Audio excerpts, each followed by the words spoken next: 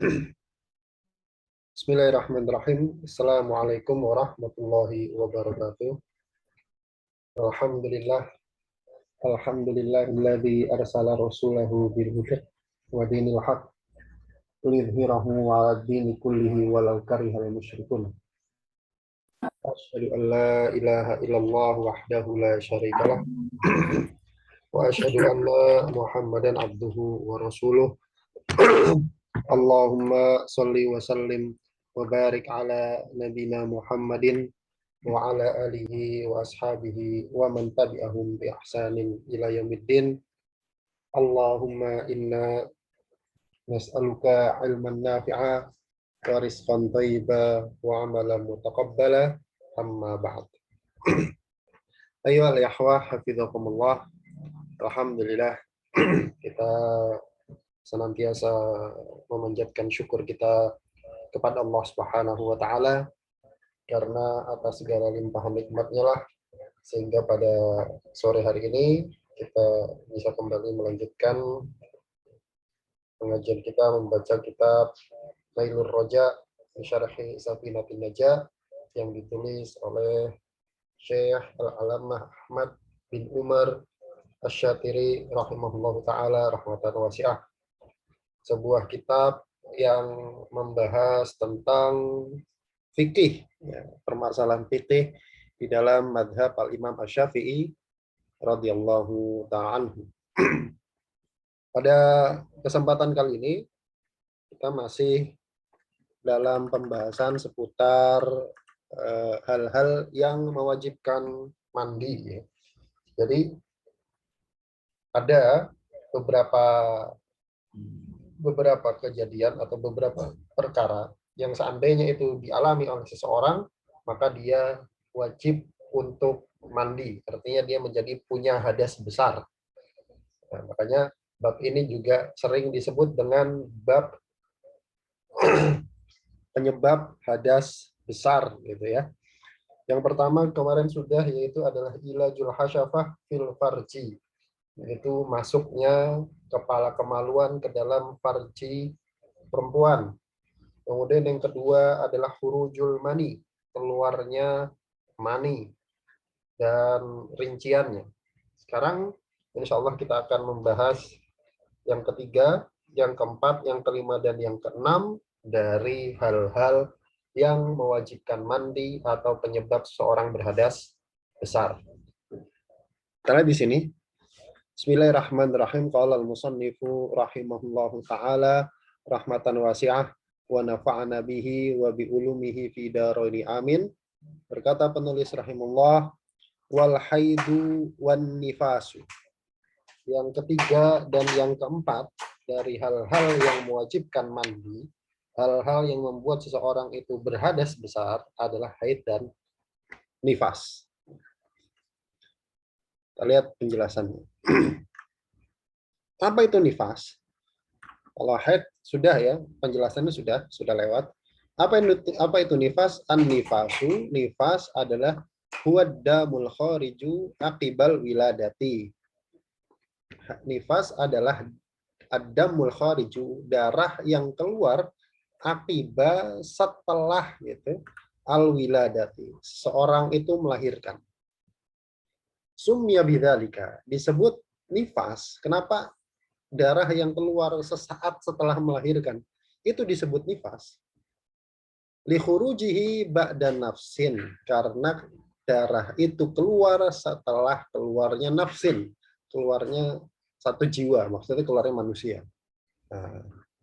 Waqad taqaddama ta'riful haidi, dan sudah berlalu definisi dari haid. Ya, haid sudah, ini nifas.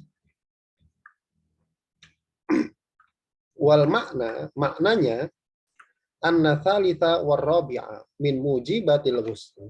Bahwasanya yang ketiga dan yang keempat dari hal-hal yang mewajibkan mandi adalah al-haidu wan nifasu, haid dan nifas. Lakin akan tetapi ma'an qita'ihima, seorang itu wajib mandi ketika haid dan nifas itu kalau sudah berhenti darahnya. Bukan artinya begitu dia haid, kemudian langsung wajib mandi, enggak. Namanya wajib mandi itu kan kewajiban kan dikerjakan gitu kan. Nah ini apakah kemudian orang yang haid itu langsung wajib mandi? Jawabannya nanti ketika darahnya berhenti wa iradati nahwis sholati, dan ketika dia ingin melaksanakan perbuatan-perbuatan ibadah-ibadah semisal sholat. Jadi ketika itu baru dia wajib mandi. Kalau belum berhenti darahnya, belum wajib mandi. Belum berhenti darahnya, belum wajib mandi. Makanya nanti ketika pembahasan haid, itu akan ada namanya pembahasan niko atau nako. Nako itu apa? Nako itu adalah fase berhenti darah. Fase berhenti darah. Ini dalam mazhab Syafi'i kalau perempuan itu berhenti darah, gitu, ketika haid terus tiba-tiba darahnya berhenti, maka ketika itu dia dianjurkan untuk mandi. Dianjurkan untuk mandi. Gitu. Baik. Itu apa namanya hal-hal yang mewajibkan mandi yang ketiga dan yang keempat, yaitu haid dan nifas. Kemudian yang berikutnya, yang kelima adalah wal wiladatu, melahirkan. Melahirkan. Jadi melahirkan itu wajib mandi. Melahirkan itu wajib mandi. Kalau tadi nifasnya yang wajib mandi. Kalau sekarang sebab melahirkannya. Kenapa? Karena kadang ada orang melahirkan tanpa nifas. Kadang ada orang melahirkan tanpa nifas. Wal maknanya annal khamisa min mujibatil gusti, dari hal yang kelima dari hal-hal yang mewajibkan mandi adalah khurujul waladi, keluarnya anak. Kalau tadi keluarnya darah setelah melahirkan, yaitu namanya nifas. Kalau sekarang keluarnya anak. Kenapa kadang orang habis melahirkan nggak nifas? Ada ya, mungkin ada. Soalnya saya belum pernah melahirkan ya. Walau bila rutubatin, meskipun ketika keluarnya anak itu tanpa disertai dengan apa? Basahan. Basahan itu entah air ketuban atau darah. Entah air ketuban atau darah. Jadi yang penting keluar anak. Nggak harus keluar air ketubannya pecah dulu atau apa namanya keluar darah atau keluar darah. Jadi ini beda ya, sesuatu dua hal yang berbeda. Antara nifas dengan melahirkan itu beda, sendiri-sendiri. Sendiri-sendiri. Nah, jadi seandainya ada orang melahirkan kok tanpa disertai rutubah, basahan, entah itu air ketuban atau darah, maka dia tetap wajib mandi. Au ala kotan, atau yang keluar itu bukan anak, tapi dalam keadaan alaqoh, dalam keadaan bentuknya masih segumpal darah, ya, segumpal darah. Au mudghotan, atau keluar masih dalam keadaan mudghah, segumpal daging, artinya keguguran gitulah ya. Keluarnya bentuknya alaqoh atau mudghah. Alaqoh itu segumpal darah, mudghah itu segumpal daging. Qalat qabilatun, yang dikatakan oleh qabilah. Qabilah itu dukun bayi. Kalau zaman sekarang mungkin bidan lah gitu ya. Innaha aslu adamiyin. Oh, itu alaqoh dan mudghahnya adalah bakal orang. Nah, berarti bagaimana maksudnya? Seandainya ada perempuan, kemudian dari farjinya itu keluar alaqoh atau mudghah. Kemudian kata bidan, ini keguguran ini anak ini, gitu. Ini bakal manusia, paham ya? Biasanya yang tahu itu kan bidan, yang paham itu kan bidan. Oh ini harusnya anak, ini harusnya apa namanya bayi, tapi keluar duluan masih dalam bentuk alaqoh atau mudghah. Meskipun yang keluar itu bukan bentuk anak, tapi alaqoh atau mudghah, tetap wajib mandi. Tetap wajib mandi. Bisa dipahami? Jadi yang kelima ini melahirkan nggak harus bentuknya manusia atau anak, enggak. Dia Pokoknya kalau keluarnya itu bakal manusia, meskipun dalam bentuk alaqah dan mudghah, tetap wajib mandi.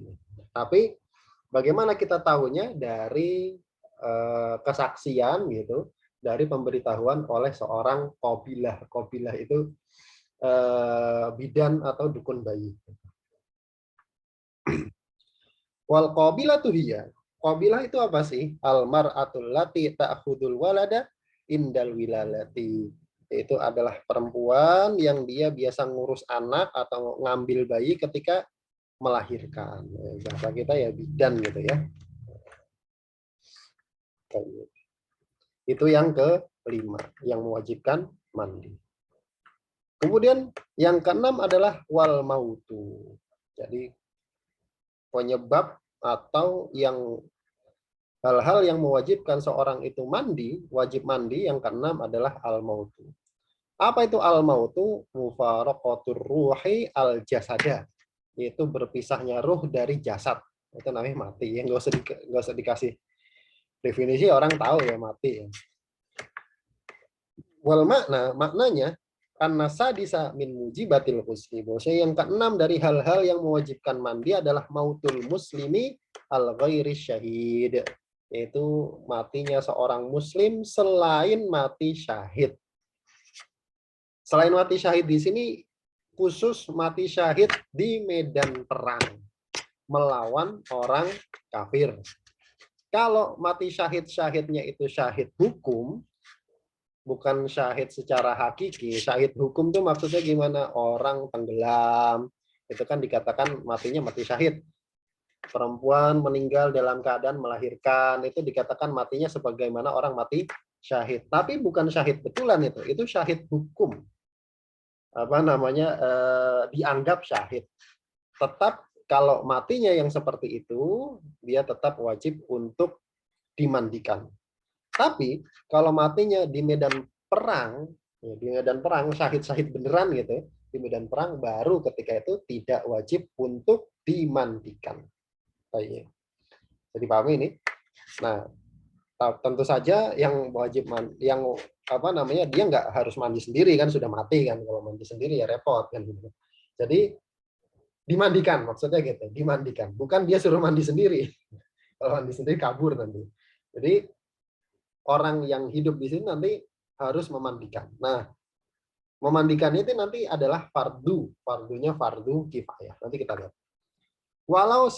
Walau siqton, meskipun yang mati itu adalah sikton. Sikton itu bayi keguguran tadi ya. Bayi keguguran, lam tadhar fihi amaratul hayati, yang belum terlihat tanda-tanda kehidupan. Belum terlihat tanda-tanda kehidupan. In balagho arba'ata ashhurin, dengan catatan sudah mencapai usia 4 bulan.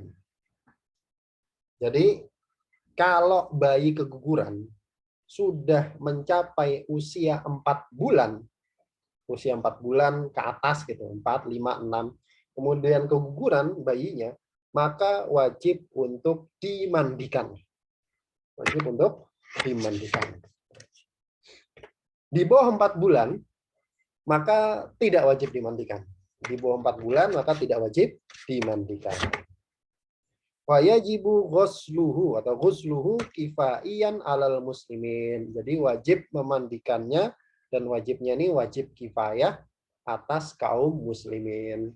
Berapa jumlahnya? Jumlahnya cukup 1 orang. Jadi kalau sudah ada 1 orang yang memandikan jenazah kaum muslimin tersebut, yang meninggal tersebut, gugur semua kewajiban yang lain. Kalau tidak ada, maka semuanya dosa. Semuanya dosa. Jadi kewajiban ini dibebankan kepada yang hidup. Bukan yang mati. Kalau yang mati mandiin sendiri nanti.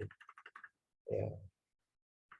Kemudian, setelah beliau penulis menjelaskan tentang hal-hal yang mewajibkan mandi, beliau kemudian beralih untuk menjelaskan mandi sunnah. Artinya mandi apa saja yang dia statusnya sunnah.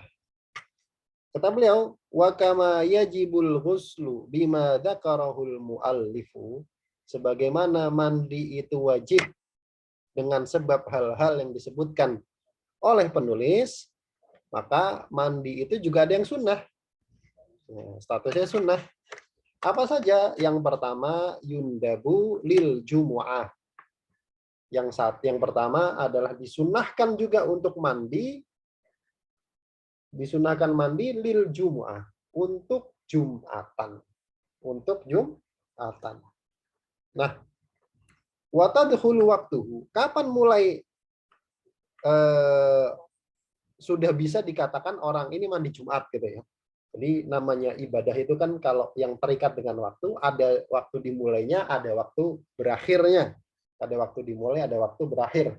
Nah, kapan mulai dihitung kalau seorang niat mandi Jumat ketika itu dia dapat pahala sunnah?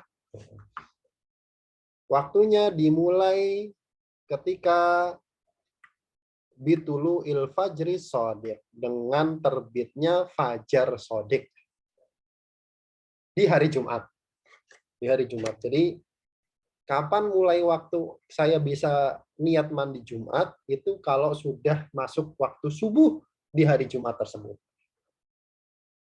Ini jadi solusi buat teman-teman yang misalkan berangkat kerja atau sekolah atau kuliah, gitu kan? Oh, saya pengen dapat pahala mandi Jumat, tapi saya kerja, gitu kan? Saya pengen dapat pahala mandi Jumat, tapi saya sekolah, tapi saya kuliah. Maka dia bisa meniatkan mandi Jumat dari rumah ketika dia sebelum berangkat kerja, sekolah atau kuliah. Misalkan kuliahnya jam 7, dia mandi jam 6 gitu, maka dia niatkan untuk mandi Jumat, bisa. Bisa. Karena dimulainya dari semenjak terbit fajar sodik. Kemudian wa yuhtasu bimuridi huduriha.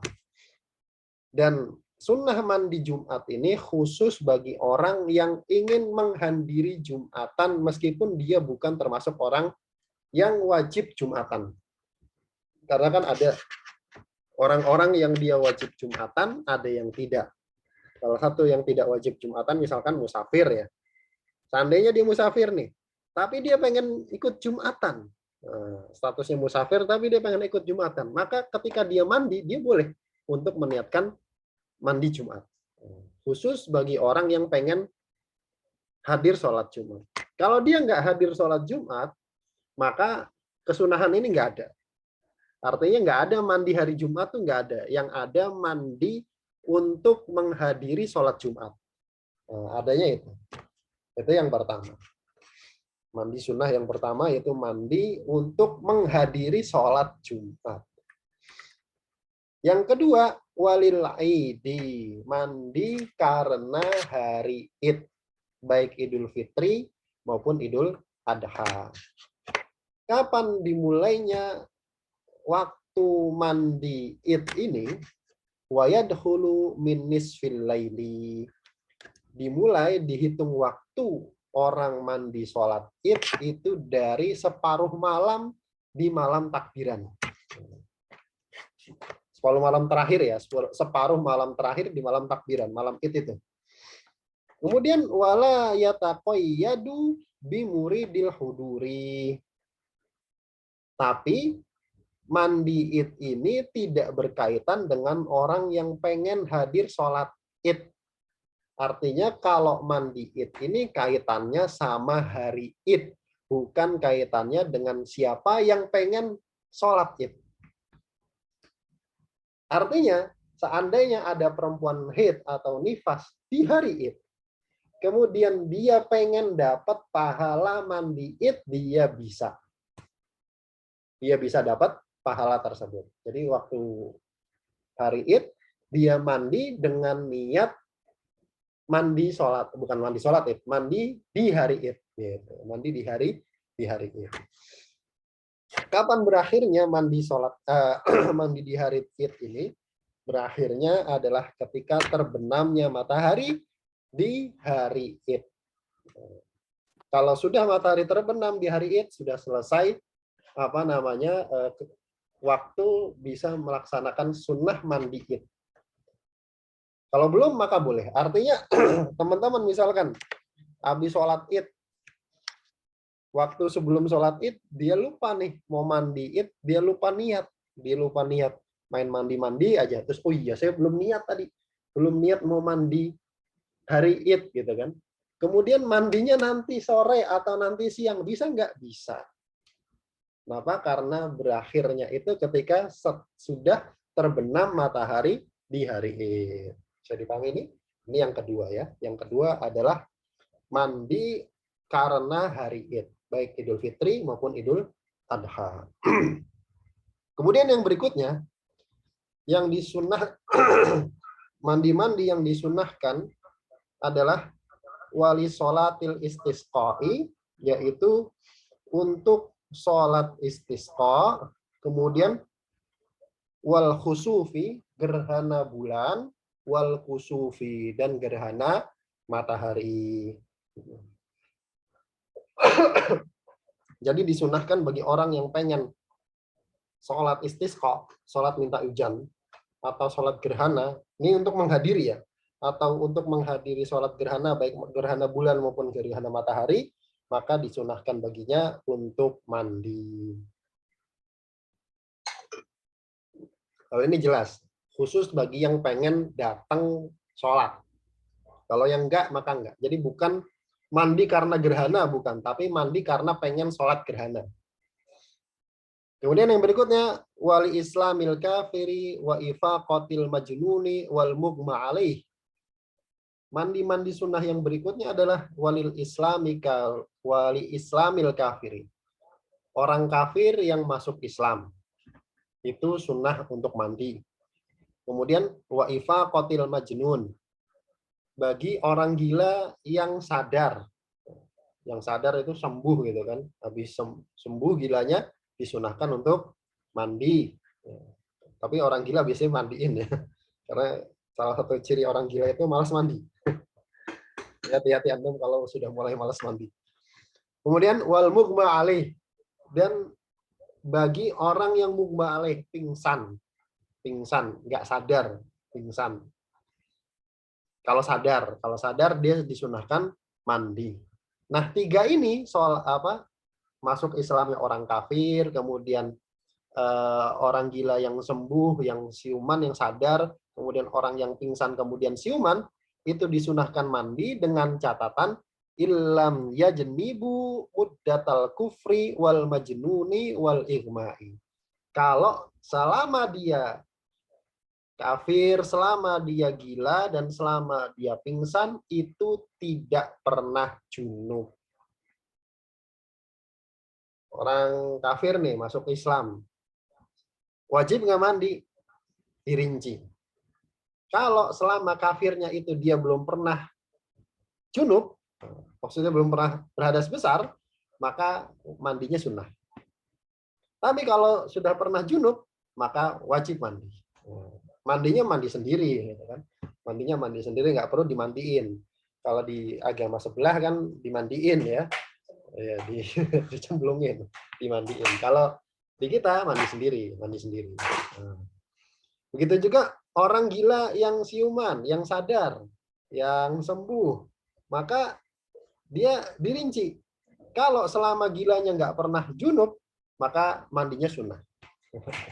Mandinya sunnah. Meskipun biasanya orang gila kan nggak pernah mandi, maka mandinya sunnah. Tapi kalau pernah junub, maka wajib mandi. Begitu juga orang yang pingsan. Wa illa wajib. Kalau pernah, maka wajib. Kemudian yang terakhir, yang disunahkan untuk mandi adalah wali ghuslil maiti, karena memandikan mayit.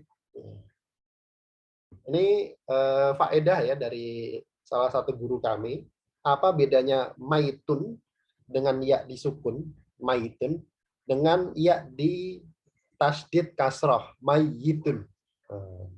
Di sini kan disukun ya, mayitun, sama mayit. Apa bedanya? Kalau maitun itu artinya orang mati. Orang yang sudah mati itu namanya maitun. Bahasa kita mayat. Bahasa kita mayat. Maitun. Tapi kalau mayyitun dengan ya di tasydid dan di kasroh, mayyit itu artinya calon mati. Artinya dia bisa mati. Sekarang meskipun masih hidup, bisa disebut mayit. Kenapa? Karena nanti mati. Makanya kita bisa disebut mayit nggak? Bisa. Manusia itu disebut mayit. Mayit itu apa maksudnya? Calon mati. Calon mati. Jadi bisa dipahami ya, bedanya antara mayitun dengan mayyitun. Itu faedah dari salah satu guru kami ketika saya ya ngaji kitab-kitab Syafi'iyah ya. Jadi wali ghuslil mayiti, karena memandikan mayit. Berarti tukang mandiinnya ini, yang sunnah mandi ini tukang mandiin mayitnya. Fayusannu li ghasilihi an yaghtasila. Maka disunnahkan bagi orang yang memandikan mayit untuk dia mandi. Jadi habis mandiin mayit itu sunnah mandi. Kemudian kata beliau, wa afdaluha. Dari mandi-mandi itu, dari mandi-mandi sunnah itu yang paling afdol yang mana? Yang paling utama yang mana? Yang pertama adalah huslul jumu'ah. Mandi untuk sholat Jumat. Itu mandi sunnah yang paling utama. Kenapa mandi sunnah yang paling utama? Karena para ulama berbeda pendapat ya, tentang status mandi Jumat ini. Mandi untuk hadir Jumatan ini. Ada yang bilang wajib, ada yang bilang sunnah. Makanya ini jadi mandi yang paling afdol. Mandi sunnah yang paling afdol. Mandi untuk hadir Jumatan. Kemudian apalagi yang kedua? Yang kedua adalah summa ghuslu ghasilil maiti. Kemudian yang berikutnya adalah karena habis mandiin mayat. Itu sangat ditekankan untuk mandi. Ada yang sudah pernah memandikan mayat? Saya pernah ya, waktu corona. Kemudian summa makanal waridu fi naddihi aktaro. Kemudian mandi-mandi yang lain yang kanal waridu fi naddihi, yang dalil-dalil yang datang yang menjelaskan kesunahannya itu aktar, lebih banyak. Jadi semakin banyak disebutkan dalilnya bahwasanya itu mandi sunnah, maka semakin afdol dia. Tapi status yang paling afdol tetap adalah mandi untuk hadir sholat Jumat.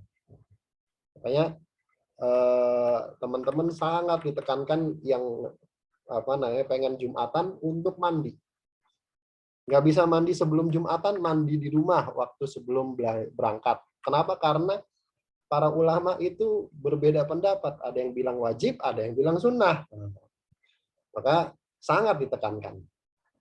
Kemudian kita tambah sedikit ya tentang fardu mandi atau rukun mandi. Kalau tadi hal-hal yang mewajibkan mandi setelah sekarang, maka tepat sekali setelah disebutkan apa saja yang menyebabkan seorang itu wajib mandi, untuk disebutkan setelahnya hal-hal apa saja yang harus dilakukan supaya mandinya sah. Tsumma qala al-musannif rahimahullah, faslun, pasal furudul ghusli itnani. Fardu mandi itu dua. Faedah apa bedanya antara fardu dengan rukun? Sudah pernah mungkin ya, tapi saya ulang. Kalau rukun itu harus dilakukan dengan mualah. Rukun itu harus dilakukan dengan mualah. Mualah itu apa? Berkesinambungan. Nggak boleh dipisah. Contohnya apa? Contohnya sholat. Sholat itu disebut arkanus sholat, rukun-rukun sholat. Nggak boleh dilakukan secara terpisah. Habis takbiratul ihram, kemudian baca fatihah, saya nonton TV dulu gitu kan. Ditinggal sholatnya nggak boleh, nggak sah. Tapi kalau fardu itu bisa dilakukan dengan terpisah, nggak harus berkesinambungan. Contohnya apa? Contohnya mandi sama wudhu.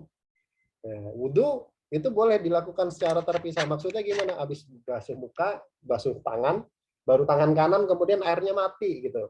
Nah itu boleh kemudian setelah nunggu 15 menit, setengah jam selama dia belum hadas, kemudian langsung lanjut tangan kiri, nggak ada masalah.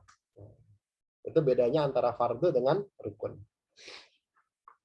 Furudul ghusli isnani. Fardu mandi itu 2.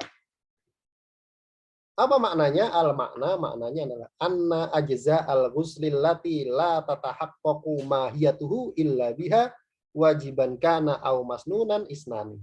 Maknanya adalah al-ajza, bagian-bagian mandi allati yang la tatahaqqaqu, yang tidak akan terwujud mahiyatuha, mahiyahnya mandi, hakikatnya mandi, artinya mandi itu enggak disebut mandi, illa biha, kecuali dengan bagian tersebut, wajiban kana au masnunan, baik mandinya itu wajib atau statusnya sunnah, isnani, itu 2. Artinya rukun mandi, fardu mandi, baik mandinya mandi sunnah, mandi Jumat, mandi karena memandikan mayit tadi, atau mandinya statusnya wajib, mandi karena junub, mandi karena haid dan seterusnya, itu ada 2, sama berarti rukunnya sama. Apa saja? Yang pertama adalah an-niyatu, niat. Maknanya adalah annal awwala min fardhoil ghusli niyatun. Bahwasanya yang pertama dari 2 fardu mandi itu niat. Kapan niat itu dihadirkan? Ya.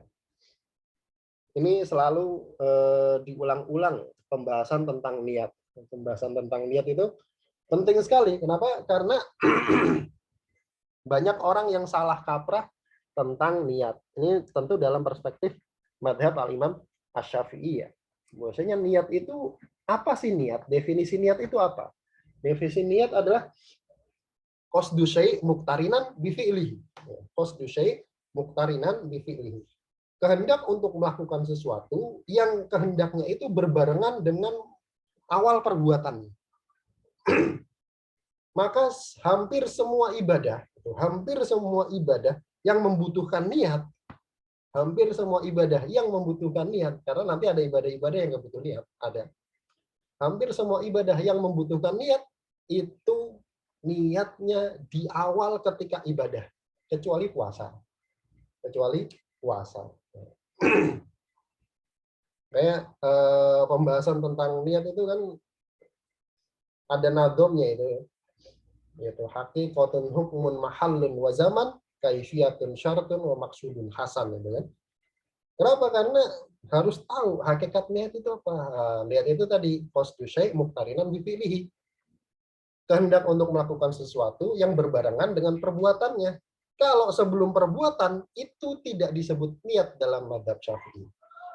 Saya misalkan pengen mandi Jumat, baru ngambil anduk gitu kan, ngambil sabun gitu kan, nyalain keran, itu dihitung niat nggak? Oh enggak, itu tidak dihitung niat dalam mazhab Syafi'i. Kenapa? Karena tidak berbarengan dengan perbuatannya. Niatnya itu kapan? Nah, niatnya itu adalah inda ghusli awwali juz'in minal badan. Ketika pertama membasuh badan biur gitu, ketika itu dihadirkan niat. Kalau sebelum itu maka nggak sah. Maksudnya tidak disebut niat. Kalau dia misalkan basuhnya perut duluan, biur gitu perut duluan, maka ketika itu hadir niat ketika membasuh perut. Kalau membasuh kepala duluan, biasanya orang basuh kepala kan, biur, maka niatnya ketika itu. Kalau sebelum itu, maka tidak disebut niat. Setelah itu masih boleh.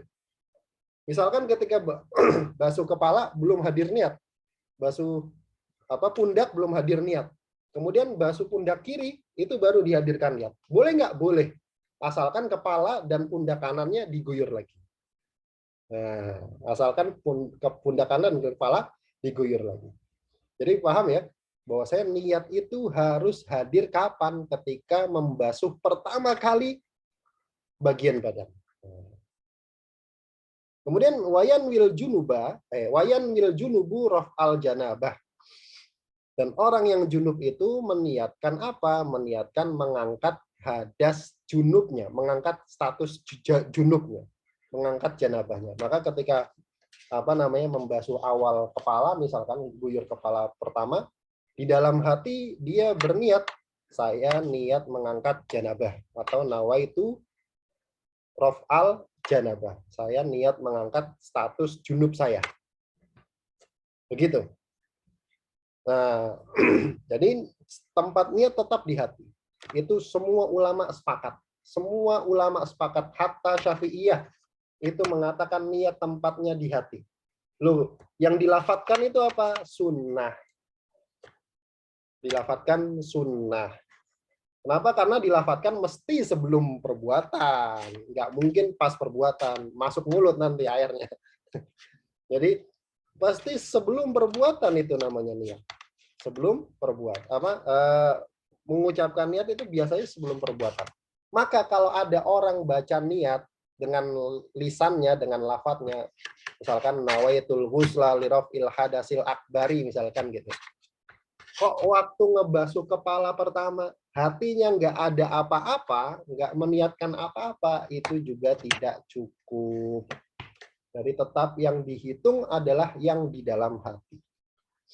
Begitu. Kemudian walha itu tadi statusnya junub. Orang junub itu niatnya raf'al janabah, mengangkat kejunuban. Kalau orangnya haid, apa yang diniatkan? Raf'a hadasil haidi, mengangkat hadas haid.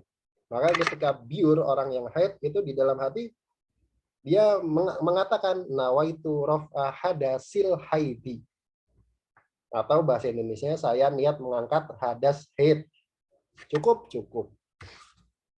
Awin nifasi atau niat mengangkat hadas nifas illam tuqsad bihi al makna asyar'i. Selama dia tidak meniatkan dengan hadas nifasnya itu makna syar'i. Artinya dia haid nih, statusnya haid, tapi ketika niat dia bilangnya di dalam hatinya saya niat ngangkat hadas nifas. Kan nggak nyambung antara nifas sama haid, kan beda. Nah, boleh nggak? Boleh. Selama ketika dia ngomong saya niat ngangkat hadas nifas, nifasnya itu tidak diniatkan sebagai makna syar'i, sebagai makna bahasa saja. Kalau diniatkan sebagai makna syar'i, nifas keluar darah setelah melahirkan, maka nggak sah. Bisa dipahami? Kemudian wan nufasa'u. Nah, sekarang statusnya orangnya nifas. Kalau tadi haid, sekarang nifas. Orang nifas, apa yang diniatkan ketika mandi? Raf'a hadasin nifasi. Mengangkat hadas nifas. Begitu biur, saya niat ngangkat hadas nifas. Nawaitu raf'a hadasin nifas. Awil haidi malam tuqsad bihi al makna asyar'i. Atau dia juga boleh meniatkan mengangkat hadas haid meskipun dianya nifas, sama selama dia tidak memaksudkan ketika meniatkan hadas haid itu makna syar'i. Kenapa? Karena secara bahasa maknanya ya mirip-mirip lah. Kalau diniatkan makna syar'i maka nggak sah. Kemudian wafil wiladati raf'a hadasil wiladah. Kalau statusnya dia wajib mandi karena melahirkan, maka niatnya adalah raf'a hadasil wiladah, mengangkat hadas melahirkan. Ini secara detail, Tapi ada yang lebih praktis. Yang lebih praktis. Apa? Wa yakfi an yanwiya an kullin.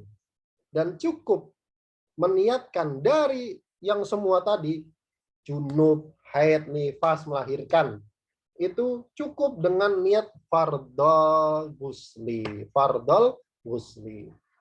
Berarti ketika pure nawaitu fardol ghusli, cukup. Saya niat fardu mandi. Cukup nggak? Cukup. Au raf'a al hadasil akbari. Atau dia niat mengangkat hadas besar. Saya niat mandi untuk mengangkat hadas besar. Cukup nggak? Cukup. Nawaitul ghusla li raf'i hadasil akbari. Cukup. Atau raf'al hadasi. Atau dia niatkan untuk mengangkat hadas secara mutlak. Nggak disebut hadas besar, hadas kecil, pokoknya saya niat mengangkat hadas. Selesai, cukup, boleh. Cukup. La niyatal ghusli awit toharoti faqat. Tidak niat mandi atau niat toharoh saja. Misalkan saya niat mandi tok. Cukup nggak? Nggak cukup. Jadi ketika ada orang mandi junub, kemudian dia bilang, saya niat mandi, mandinya mutlak, nggak dikasih mandi apa-apa. Namanya mandi kan macam-macam. Ada mandi karena gerah, ada mandi karena sunnah, ada mandi wajib, gitu kan. ada mandi karena apa namanya biar wangi, mandi adat gitu kan, mandi kebiasaan. Nah, ini mandi yang mana? Harus jelas. Makanya takyin niat itu perlu. Takyin niat itu penting. Takyin itu apa? Spesifik disebut mandinya mandi apa? Mandinya mandi apa? Makanya ketika orang junub dia niat saya niat mandi tok, maka nggak sah. Awit toharoh tifakot atau niat toharoh saja. Saya niat toharoh. Toharoh dari apa? Toharoh kan banyak. Nah, itu juga tidak sah. Atau bahkan nggak ada yang dia niatkan ketika mandi. Dia cuma ngambil handuk, ngambil sabun, kemudian pergi ke kamar mandi, nyalain keran, terus mandi. Niat nggak? Iya kan tadi saya sudah niat. Niatnya apa? Di mana? Nah, itu harus spesifik dalam perspektif madhab Syafi'i. Kemudian yang terakhir, watajibu ala sulusil mani. Nah, sekarang statusnya orang sulusul mani. Sulusul mani itu apa sih? Orang yang keluar mani terus-menerus. Ada penyakit kayak gitu? Ada. Bahasa kedokterannya apa gitu, saya lupa. Jadi karena apa katup spermanya itu rusak. Katup spermanya itu rusak, kemudian spermanya keluar tanpa terkendali. Sebagaimana orang beser gitu ya. Sebagaimana orang beser. Kalau orang beser kan air kencingnya yang keluar terus, nggak bisa dia rasakan. Kalau ini mani yang keluar. Wah, ini repot ini. Orang begini. Nah, nanti ada hukumnya tersendiri ya. Kalau orang yang sulusul mani, dan itu betul mani gitu ya, betul mani syar'i, mani dalam definisi fikih, maka orang yang begini tiap mau sholat dia harus mandi. Tiap mau sholat dia harus mandi. Makanya naudzubillah kita jangan sampai kena penyakit kayak gini. Repot. Repot. Jadi tiap mau sholat dia harus mandi. Nah, ketika mandi itu, apa yang dia niatkan kan gitu kan? Orang sulusul mani, keluar mani terus menerus keluar mani, maninya nggak bisa dikontrol. Apa yang dia niatkan? Apakah tadi sama niat mengangkat hadas besar, niat apa fardu mandi itu? Apakah niat-niat itu? Jawabannya tidak. Wajib untuk orang yang sulusul mani itu wajib ya, adalah niyatu nahwil istibahah. Niat istibahah, niat dibolehkan untuk melakukan sholat. Jadi pahami? Jadi ketika biur mandi, dia di dalam hatinya saya niat supaya dibolehkan sholat. Supaya dibolehkan sholat. Kenapa? Karena kalau rohul hadas nggak bisa dia. Nggak bisa. Kenapa? Karena statusnya sulus. Terus menerus keluar maninya. Dan habis mandi dia harus langsung sholat. Habis mandi dia harus langsung sholat. Nggak boleh habis mandi, mau sholat zuhur misalkan. Statusnya dia sulusul mani, kemudian mau sholat zuhur, kemudian dia mandi. Habis mandi dia scoring Instagram dulu gitu kan. Sampai 1 jam gitu. Kemudian dia baru sholat. Boleh nggak? Nggak boleh. Dia harus mandi lagi. Dia harus mandi lagi. Jadi habis mandi harus langsung dipakai mandinya itu. Nah, kalau di dalam sholat gitu, kemudian keluar mani, maka tidak mengapa. Maka tidak mengapa. Statusnya kayak orang sulusul baul. Apa? Beser. Wala takfihi ihdan niyati sabiqati. Dan tidak cukup dia meniatkan niat-niat yang sebelumnya tadi sudah disebutkan. Jadi niat raful hadas, niat mandi wajib, niat mengangkat hadas besar, itu enggak cukup. Dia harus wajib niatnya adalah istibahah untuk melaksanakan sholat. Begitu? Wallahu ta'ala bishawab. Kita cukupkan. Mudah-mudahan yang sedikit ada manfaatnya. Yang benar tangnya dari Allah Subhanahu wa ta'ala dan Rasulnya, dan yang salah dari saya pribadi dan dari syaitan. Oh, boleh. Nanti saya share di grup ya.